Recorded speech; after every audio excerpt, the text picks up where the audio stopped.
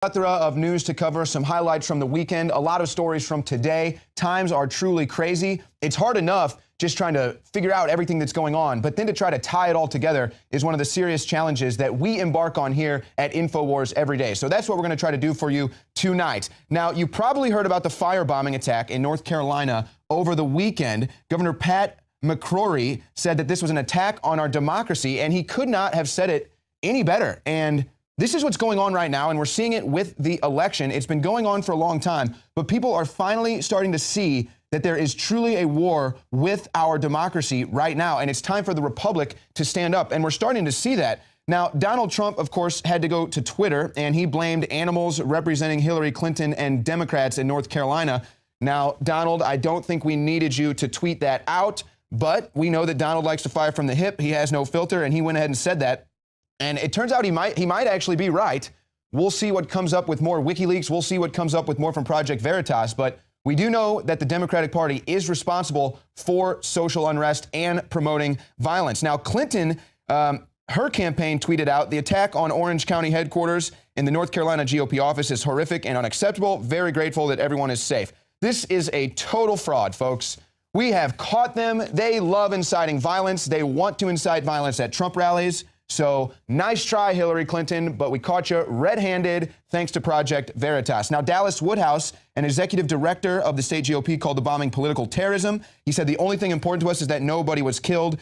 And that is something that seriously could have happened here, folks. Do you think that these people who were firebombing the headquarters even thought of that? I would guess that they didn't. They're not that bright. And he said, whether you are Republican, Democrat, or independent, all Americans should be outraged by this hate-filled and violent attack against our democracy. I'm not seeing too much outrage on the mainstream media. Everyone in this country should be free to express their political viewpoints without fear of their own safety. But unfortunately, in this election cycle, that's not the case if you like Donald Trump. A lot of people are afraid to even put a Trump sticker on their car because, well, we've seen what happens. Windows smashed in, tires slashed. Now, of course, CNN, they went ahead and they blamed this firebombing on Donald Trump as if, I mean, this is right out of 1984. I can't even believe that they would go this low. But CNN host Brian Stelter did blame, more or less, Donald Trump for this firebombing, of course, blaming his rhetoric. Now, of course, they wrote Nazi Republicans, get out of town or else. Hillary Clinton is funded by George Soros. We've actually got more ties with Clinton and Soros coming up tonight in the news. And then Stelter goes on, he says, we have no idea who has done this. We don't know if it's Republicans, Democrats, or a movement. Give me a break. We know exactly who did this. The people that your news outlet is triggering in the public. That's who did this. And really, you're going to blame Republicans? And then do you see how he inserts the word movement in there? That's also a way of trying to tie Donald Trump and his voters into this firebombing, because this is what the Trump movement really is. It is a movement. And Donald Trump has said that, and other people like Senator Sessions have said that. Now, you may have heard of Max Spears. You may not have heard of him. Personally, I had never heard of him. But he was a UFO conspiracy theorist who died under very suspicious circumstances, and the UK has refused to investigate his death. UK authorities will not investigate the circumstances surrounding the death of a British conspiracy theorist in Poland. Now, 2 days before he died, he was messaging his mother saying he was in trouble, and if anything happens to him, investigate. Friends of his said that he was vomiting black liquid and complaining of migraines for several days. So that's pretty wild. Again, I'd never heard of this guy before, but, you know, usually when they off someone, this does draw light to those individuals. Now, all of a sudden, I looked into his work, and we're going to have more on this actually later. But worth mentioning, suspicious death of a UFO conspiracy theorist, and they refuse to investigate. I don't know why you wouldn't investigate that, but I guess that's none of my business. Now, Joe Biden, we've done some reports on this. Joe Biden is essentially threatening Russia with cyber warfare. This is an unprecedented move for any government to threaten cyber warfare, but this is what Joe Biden has decided to do. And he suggested that the Obama administration may launch a retaliatory cyber strike against Russia in response to what Washington believes was interference by Moscow in this election. So this is actually crazy. We actually have the proof that the DNC is tampering with elections. We've caught them red-handed, but here's Joe Biden with no proof blaming Russia. And now we'll tie this up in a second, but more on Biden. He says, we have the capacity to do it. It will be at the time of our choosing and under circumstances that have the greatest impact. He is threatening Russia on television. And we're going to sit here and wonder if Donald Trump has the right temperament to be president when the vice president is threatening Russia on television. And then I don't know if this guy's very bright. When Biden was asked if the public would ever find out about the nature of the response, he said, hope not. Really? You're just talking about it on television, threatening Russia on television, and you're just hoping that this somehow remains secret. I guess this is him exposing how he feels about the American public, that they're so in the dark, they have no clue what's going on, they're so brainwashed that he can just do it right out in the middle of daylight and get away with it. Isn't that kind of what's been going on for a while now, though? And then he said their capacity to fundamentally alter the election is not what people think. And I tell you, to the extent that they do, we will be proportional in what we do. Again, threatening Russia and perhaps setting up a false flag. Now, this is something that Russia is responding to. Primetime host warns of secret plot. Putin-appointed Russian TV host Dmitry Kisilov asserts that the United States could stage a fake provocation to go to war with Russia and Syria. Now, you look at this, you say, okay, this guy's, he's been appointed by Putin. How should I trust him? But he does bring up good points, and he mentions the Vietnam War, which the United States staged the Gulf of Tonkin to instigate that. And he also mentioned how we have invaded Iraq and Libya under false pretenses. So he does actually make fair points. And, if you want to play nonpartisan here, you do have to take him for what he's saying. And it's noteworthy because this is a primetime television host in Russia that enjoys the largest audience among news programs in Russia. So where is our mainstream media, folks? What is our TV media talking about? They're up here warning about false flags, cyber terror, and war. And you know what we're talking about on the mainstream media? Excuse my French, but we're talking about grabbing pussy, okay? So there's the difference between Russia's media and ours. Take that for what it is. Now, does this have a link to Joe Biden's threat? Assange's internet link intentionally severed by state party. This is actually coming from WikiLeaks. RT has also wrote a story. WikiLeaks has activated contingency plans after its co-founder's internet service was intentionally cut off by a state actor, the media organization said in a tweet. So are there any ties to this and John Kerry's threat of cyber warfare? Is he colluding with Ecuador? Is he threatening Assange or people who are cooperating with Assange? We might actually have some evidence of that. This is a story out of the BBC, RT, NatWest to close Russian channels' UK bank accounts. So again, does this have ties to Kerry talking about cyber attacks? Could this be because RT broadcasts things that these banks don't like?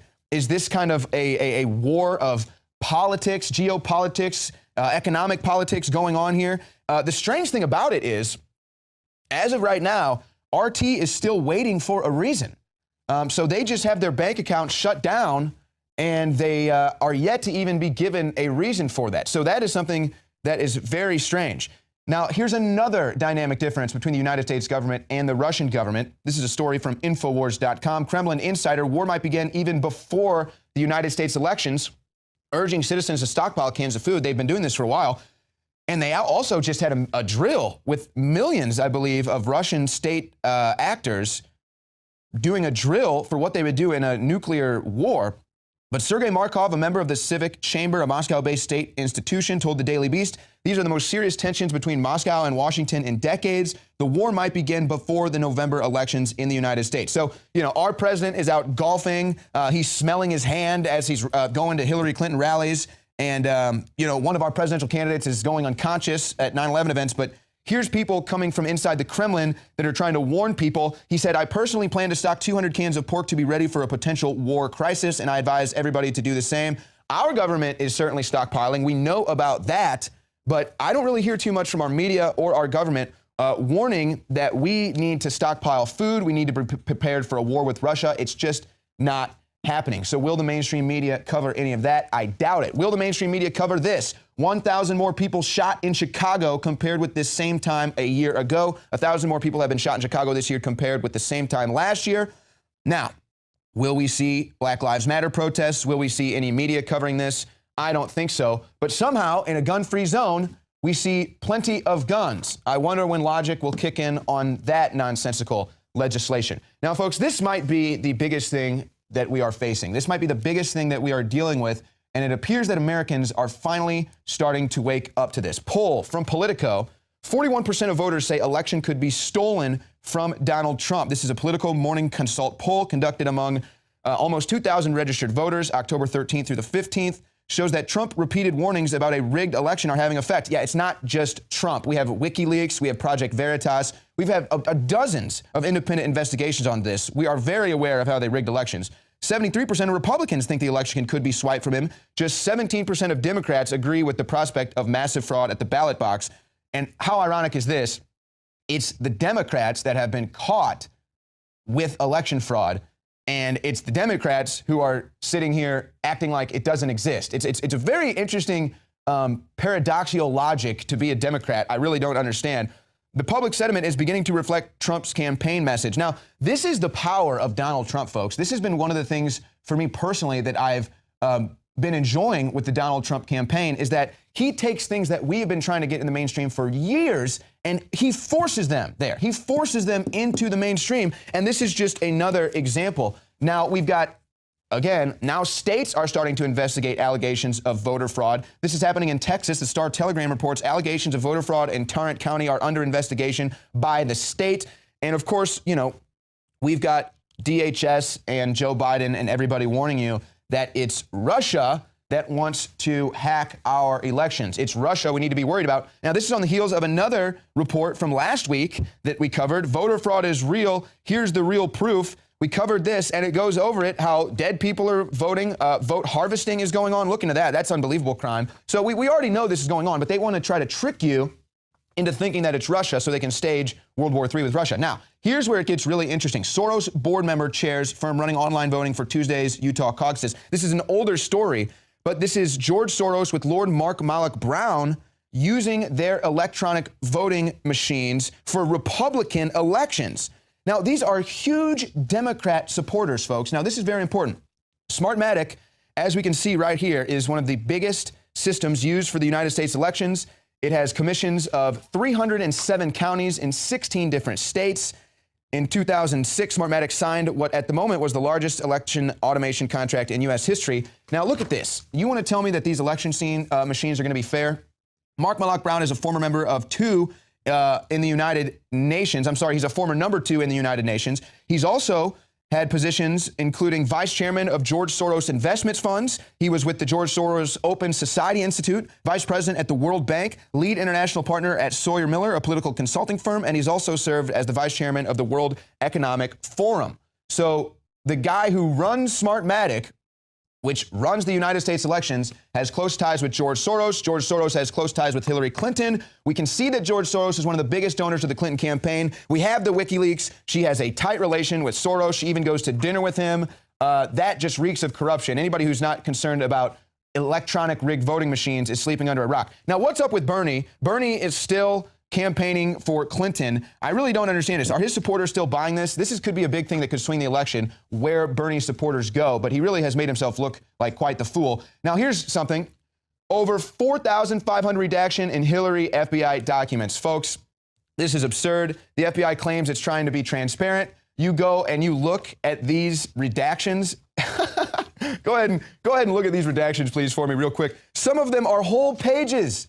Some of them are whole pages redacted. It is absolutely absurd. But even in the stuff that's not redacted, we can see how people that Clinton has worked with do not like her at all. She's not fun to work with. Scientists are now creating eggs in a lab from scratch and producing healthy offspring. Humans grown in petri dishes. It's unbelievable. We'll be right back with more on the InfoWars Nightly News.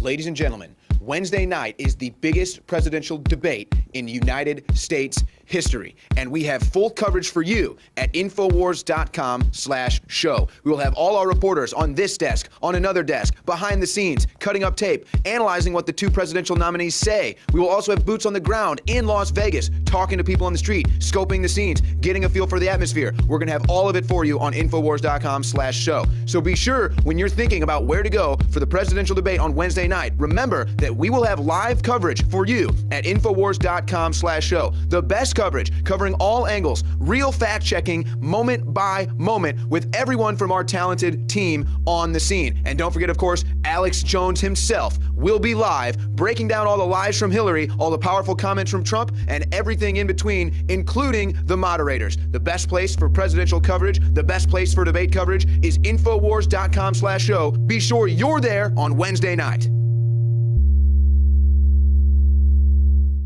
Ladies and gentlemen, I've been on this the last few months. You probably noticed I've been more crazed, more focused, less brain fog, more energy, more special reports, and it's because of Brain Force. We kept changing this formula over and over and over again until it became sort of a grand puzzle. This just increases the compounds you already have. This is what you're actually designed to run on. You will find Brain Force, Survival Shield X2, and other game-changing products at InfoWarsLife.com or call 888-253-3139.